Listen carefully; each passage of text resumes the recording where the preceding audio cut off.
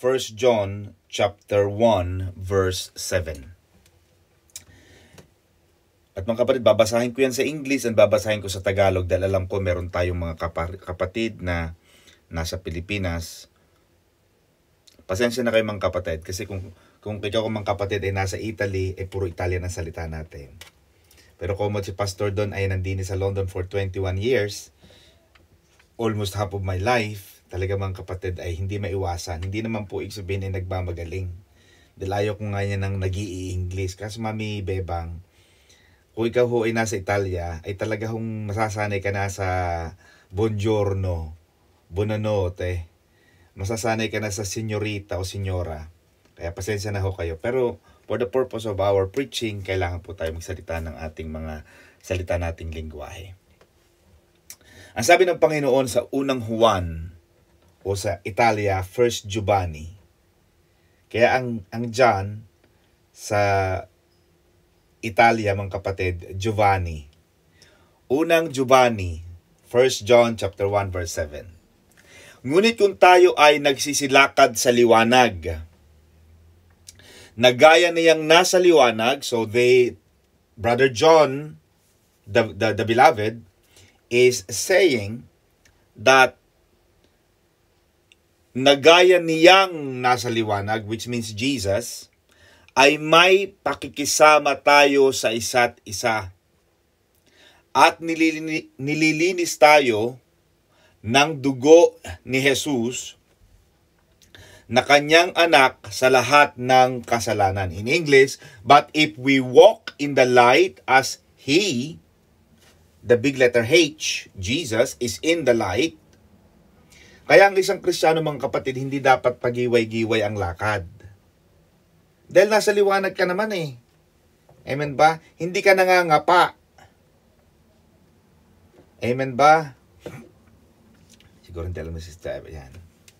Hindi nangangapa because nasa liwanag ka. You are walking in the light.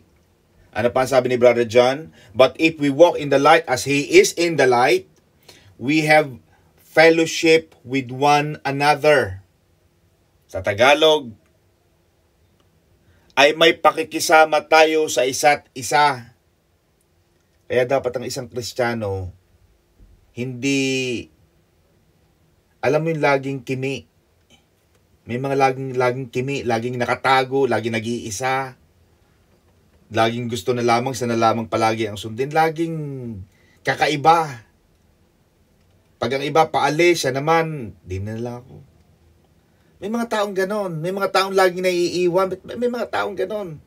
Ayaw laging kasamahan ng karamihan. Sapagay, naunawa natin yung introvert and extrovert personality. Pero, ang sabi ni kapatid na Juan din, mga kapatid, ay may pakikisama tayo sa isa't isa. Maganda sa isang tao, mga kapatid, ang magaling makisama.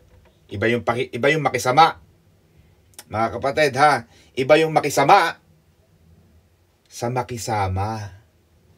Yung pwede kang pwede kang mag-bonding, di ba? Mga kapatid.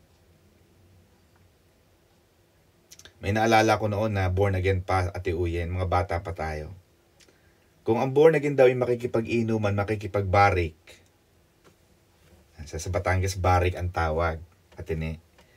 Kung ang iniinom ng mga kainuman mo ay gin at lambanog, ang iinumin mo ay gatas o kape.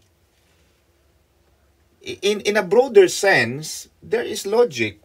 Nakikisama ka kasi masaya.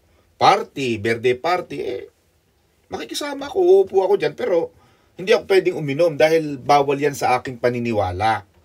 Iinom ako, sige, iinom ako ng tubig, iinom ako ng coke, iinom ako ng gatas o kape.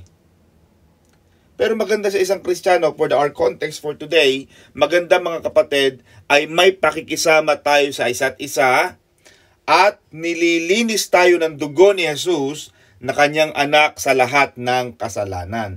Ibig sabihin mga kapatid, sinasabi na kailangan tayo ay lumakad sa liwanag. Ibig sabihin, Ate Uye, kailangan tayo ay may masunuring buhay. Kailangan tayo ay sumusunod sa Diyos na hindi laging iniingatan yung mga kasalanan or nire-resist yung mga bagay na ipinapagawa ng banal na espiritu. Now, may mga tanong, Ate Uye. Ang isang Kristiyano, hindi lang yung hindi tayo gumagawa ng masama. Ay, ano ako Kristiyano ako born again ako. Hindi ako gumagawa ng masama. Tama. Pero dagdag doon sa pagiging mabuting Kristiyano natin, hindi lang tayo hindi gumagawa ng masama. Pero kung may mga bagay tayong dapat na gawin nating mabuti, na alam nating mabuti at hindi natin ginagawa, hindi rin ang masaya ang Diyos. Kasi ang sabi ng Panginoon, gumawa ka ng mabuti sa takdang panahon. Sapagkat sa iyong paggawa ng mabuti, gagantihan ka ng Diyos. So hindi lang yung hindi ka gumagawa ng masama, pero hindi ka rin gumagawa ng mabuti sa panahong tama. Ibig sabihin, may pagkukulang pa rin tayo. So yun ang sinasabi ni Brother John. Ano pang sinasabi niya rito mga kapatid? We have to walk in the light. Posible na tayo ay lumakad sa liwanag. Pero hindi ibig sabihin, hindi sabihin Ate Milen na sinless perfection na tayo. Hindi ibig sabihin, wala na tayong kasalanan. Pero we can still walk in the light. Pwede pa rin nating lakaran yung daan sa kaliwanagan. Bagamat hindi tayo perfecto, yes, of course, we make mistakes. Of course, we make errors. But we can still choose to walk in the light.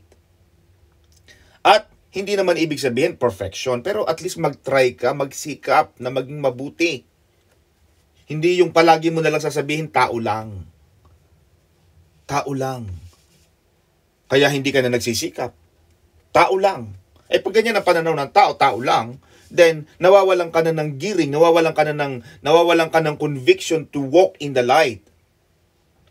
At ang Kristiyano mga kapatid na sinasabi ni Brother John, the Christian life is described as walking. Ang isang Kristiyano dapat talaga lumalakad. May paglakad. It means activity. Kailangan may ginagawa tayo. Walking implies action, continuity, and progress. Kailangan nagpapatuloy. Tama si Sister Sarah kanina. Mahirap. Abay, napakahirap talaga niyan. 2 bata. Tapos iiwanan mo pa. Naku, my God. Siguro, Sister Sarah, isang baldit, isang drum na luha ang iiwanan mo sa Mindoro. Siguro yung dagat dyan sa Mindoro, pa Batangas, hanggang sa... Mahirap yan, mga kapatid. Hindi basta. Hindi basta. Yan nga lang, iniiwanan mo pa lang Kaya kita mo, ginawa ng Diyos Ama. Hindi lang niya iniwan, He gave His own begotten Son. Pero kailangan, kahit mahirap, lumalakad. Kasi ang Panginoon natin active and walking. And if you have fellowship with God, you will also be active and walking. Kaya makikita mo, Sister nagpagawa ang Panginoon kay Moises ng Ark of Covenant. Kung titingnan mo yung logic, Sister Zara, bakit kailangan pa ng Ark of Covenant? Akala ko ba dyan, God is an omniscient, omnipresent God. God is present everywhere. But why do we need an Ark of Covenant where God's sovereignty will reside in while they were on journey, en route to the promised land in Canaan? Because God wants to be with His people personally wherever they go. Because God is a walking God. God is an active God.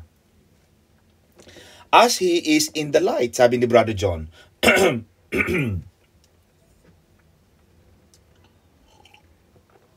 Kasi ang Panginoon mga kapatid nasa liwanag. Kaya ako, gusto ko talaga ang bahay ko maliwanag. Ay, huwag ka magpapagawa ng bahay na walang ilaw. Na iisa-isang ilaw. Pagka minsan napundi pa, ang tagal pang palitan. Pag ang bumbilya mo, kapatid, na in Sister Inda ay napundi, palitan mo kaagad. Ayaw ng Diyos ng madilim. Alam mo ang madilim? kasama yan ng mabaho at marumi. Kaya kailangan ng moto ng isang tao, malinis, mabango, maliwanag. Amen ba mga kapatid? Dahil ang Diyos nasa kaliwanagan. Amen ba? Nako, mga kapatid. Huwag na huwag mong papupuntahin si pastora sa bahay mo, tapos mabaho, madilim at madumi. Naku, ika-cast out yan, iba-binding and loosing ni pastora. Baka akala niya may mga demonyo at may mga alagad ni Kalantsaw dyan, kapatid.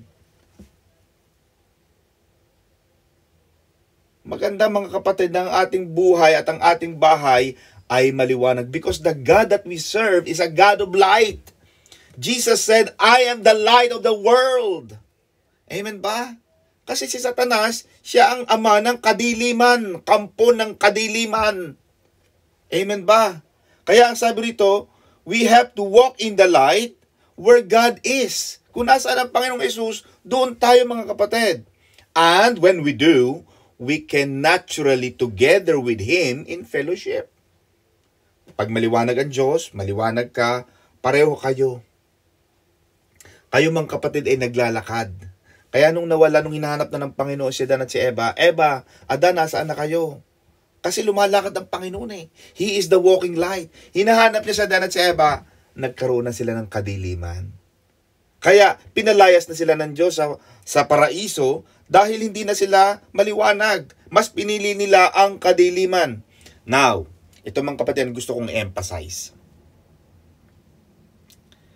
Ay may pakikisama tayo sa isa't isa. Kapag ang isang tao ay maliwanag, magaling kang makisama. And Brother John wants to make it clear that fellow Christians who walk in the light, sinasabi ni Brother John sa Biblia, na ang isang Kristiyano na lumalakad sa liwanag ay masayang nakikisama sa ibang Kristiyano. Amen ba mga kapatid? Hindi yung, banal ako eh. Pero lahat ng kapatiran sa church, kagalit mo, kababag mo. Amen ba mga kapatid? Ay talaga namang kahindik-hindi. Amen ba? Kaya pag nag-o, I love you with the love of the Lord, hindi ka na makabaling sa kaliwa, hindi ka makabaling sa kanan, wala kang makamayan. Amen ba? Pero sinasabi mong, I walk in the light. Pero hindi mo may araw ang kamay mo dahil lahat ng katabi mo ay kababag mo. Pero sinasabi ni Brother John sa Biblia that if you are really a Christian walking in the light, you will enjoy togetherness, you will enjoy fellowship with one another. Amen ba? Hindi yung magaling tayo sa church, pero pagdating natin sa bahay, busabos tayo sa ating mga magulang. Matabil ang ating mga bibig sa ating mga kapatid, kalaban nating lahat. Yan ba ang gusto nating ipakitang buhay ng isang Kristiyanong totoong lumalakad sa katotohanan? Paano natin madadala ang mga nasa kadiliman kung tayo mismong nagti-declare, na tayo ay may kaliwanagan, ngunit hindi nila nakikita ang totoong liwanag sa atin? Of course, we're not perfect.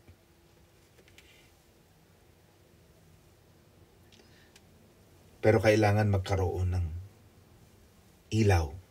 Kaya sabi ni Jesus, sino sa inyo ang may ilaw? Na pagkatapos indihan ang ilaw, ay itatago sa ilalim ng lamesa. Di ba dapat atin sabi ni Jesus? Dapat itaas mo yan. So that the whole environment, the whole atmosphere, which are subjected and consumed in darkness, can be illuminated by that one light. And it could be you. It could be you in your family's life, in your friend's life. It could be you in community's life or in the whole society's life. One light, one spark, one brightest star, brightest morning star can illuminate the whole darkness. Kaya kailangan ng isang Kristiyano na lumalakad sa liwanag ay may magandang relasyon sa kanyang kapatid. Wag agad, kung galit man ang ibang tao sa atin, ay hayaan mo na silang galit. Ay ganoon talaga. Laging may kontrabida sa pelikula ni Fernando Po Jr. Alam nyo ga mga kapatid, hindi naman laging lahat kakabati mo lahat. Ganun talaga. Igalang mo ang iba kahit galit sila sa'yo. Kung galit sila sa'yo, hi, I'm angry to you. It's fine.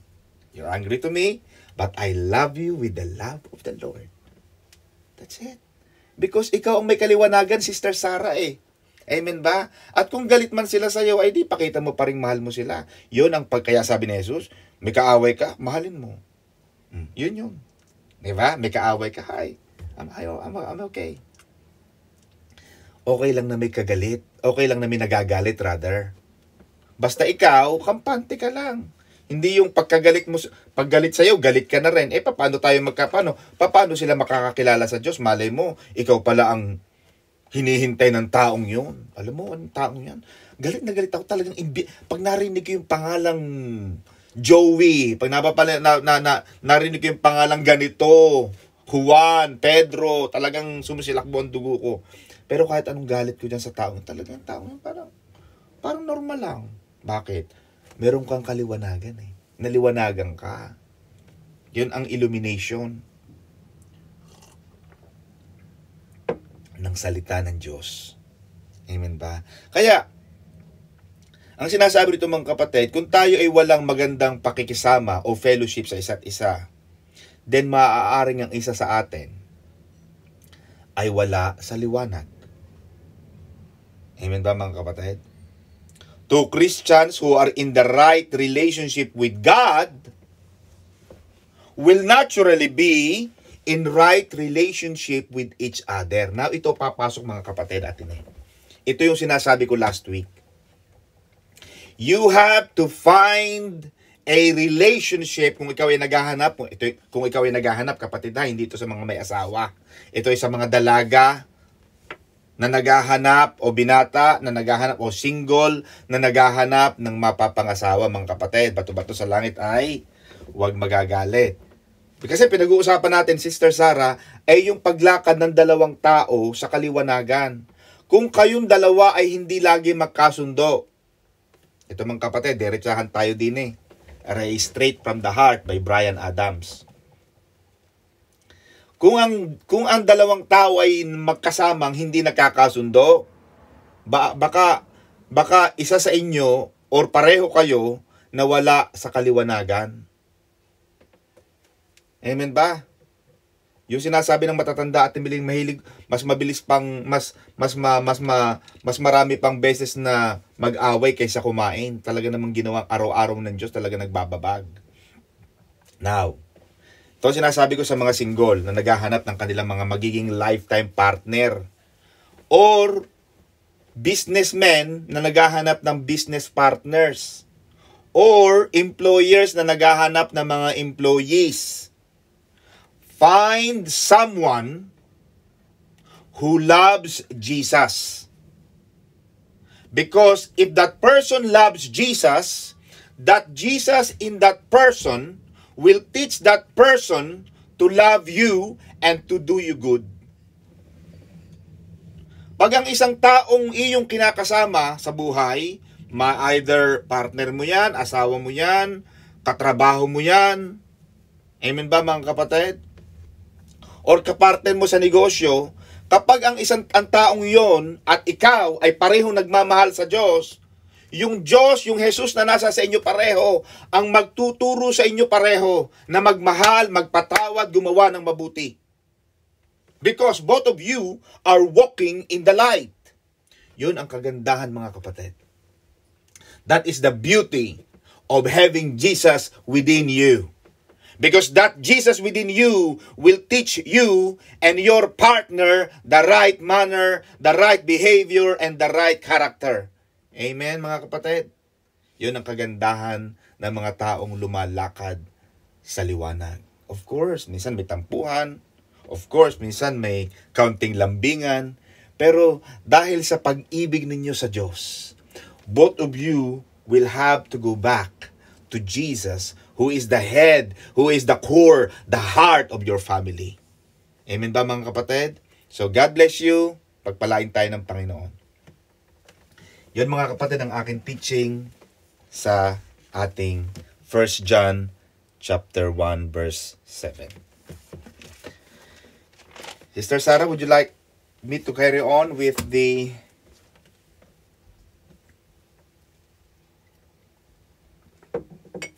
LOP?